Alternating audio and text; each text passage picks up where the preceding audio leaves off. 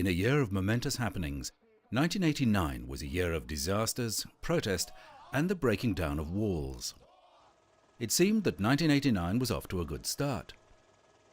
That was until the supertanker Exxon Valdez ran aground off Alaska in March, proving that environmental disaster could strike the United States in what was their worst ever oil spill. Later in the year, catastrophe continued for the US when a powerful earthquake hit Northern California. Caused by a slip along the San Andreas Fault, the earthquake lasted approximately 15 seconds and registered 6.9 on the Richter scale. The quake killed 63 people, injured over 3,000, and left some 12,000 people homeless. The tremor struck the San Francisco-Oakland Bay area during the evening rush hour, when the Cross Harbor Bay Bridge and its approach road system were jammed with commuter traffic. I had been under the impression that the highways had been constructed to deal with any severe earthquake, and I am very surprised to see what has happened with some of those, and I think that we are going to have some inquiry with respect to that.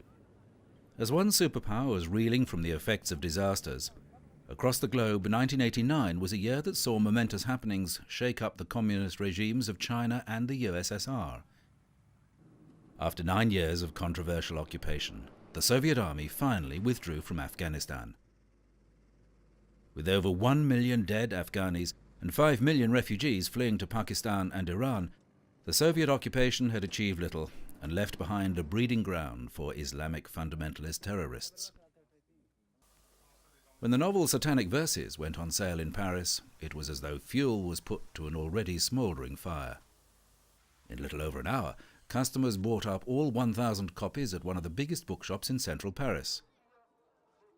The book was condemned by Muslims as blasphemous, and the late Iranian leader Ayatollah Khomeini had urged Muslims to kill the book's author, Salman Rushdie.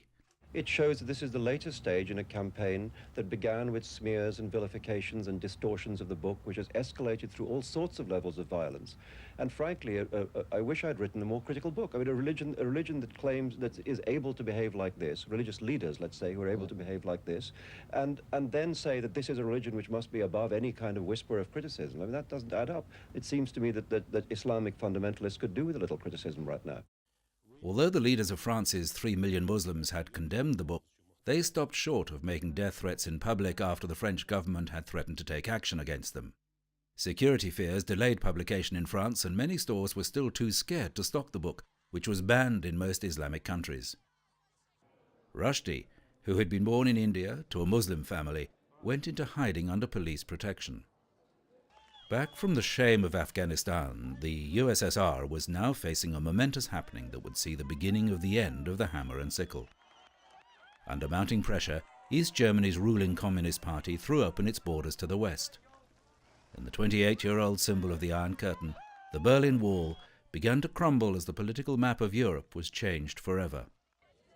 Within hours, the first of an estimated 1.4 million East Germans who had applied to emigrate began arriving in West Germany and West Berlin.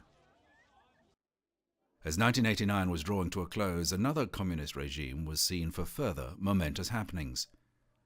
The president and general secretary of the Romanian Communist Party, Nicolae Ceausescu, and his wife Elena were executed by an army firing squad following a so-called secret trial which had been shown on Romanian television.